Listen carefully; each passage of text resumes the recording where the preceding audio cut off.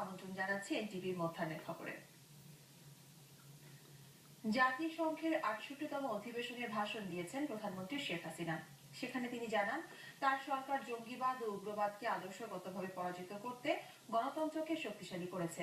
তাই অন্যান্য প্রতিষ্ঠানের মতো শক্তিশালী হয়েছে নির্বাচন কমিশন, যে কারণে সুষ্ঠু ও নিরপেক্ষভাবে নির্বাচন অনুষ্ঠানে সক্ষম কমিশন।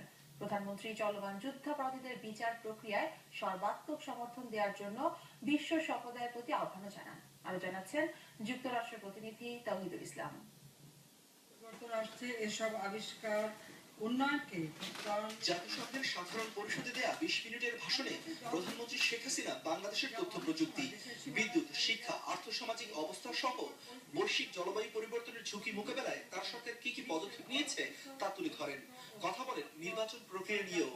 বিগত পৌনে ৫ বছরে জাতীয় সংসদের উপনির্বাচন, সিটি কর্পোরেশন, পৌরসভা, উপজেলা ও ইউনিয়ন পরিষদের ৫,৭৭৭টি নির্বাচন অনুষ্ঠিত হয়েছে। এর মাধ্যমে ৬৩,৯৯৫ জন জনপ্রতিনিধি নির্বাচিত হয়েছেন। প্রতিটি নির্বাচন অবাধ, নিরপেক্ষ হয়েছে, কোথাও কোনো অভিযোগ ওঠেনি।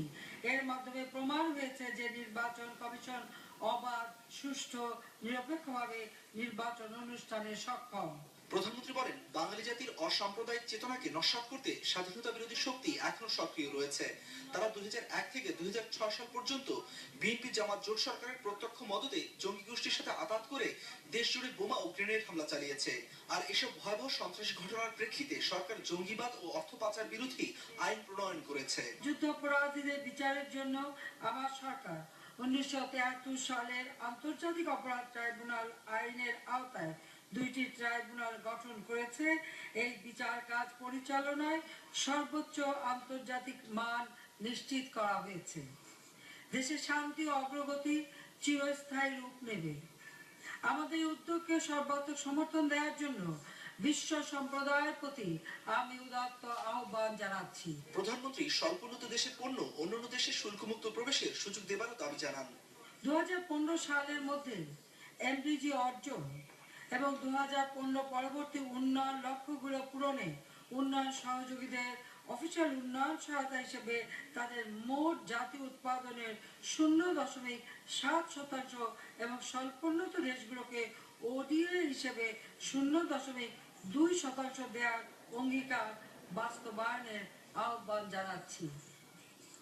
এলডিসি-গুলোর পণ্য অন্যান্য দেশের বাজারে শুল্কমুক্ত ও কোটামুক্তভাবে প্রবেশের সুযোগ দেবারও আহ্বান আমি জানাচ্ছি। অপর্যাপ্ত বৈদেশিক সাহায্য এবং সম্পদের সীমাবদ্ধতার মধ্যেও বাংলাদেশ এগিয়ে যাচ্ছে, যে কারণে বাংলাদেশ এখন অর্থনৈতিক উন্নয়নের মডেল এবং দক্ষিণ এশিয়ার মান হিসেবে চিহ্নিত হচ্ছে বিশ্বে। এমন মন্তব্য করে প্রধানমন্ত্রী শেখ হাসিনা বিশ্ব নেতাদের কাছে আহ্বান জানালেন যেন তাদের প্রতিশ্রুত সাহায্য অব্যাহত রাখে। তাওহিদুল ইসলাম, এনটিভি নিউজ, নিউ ইয়র্ক, যুক্তরাষ্ট্র। আগামী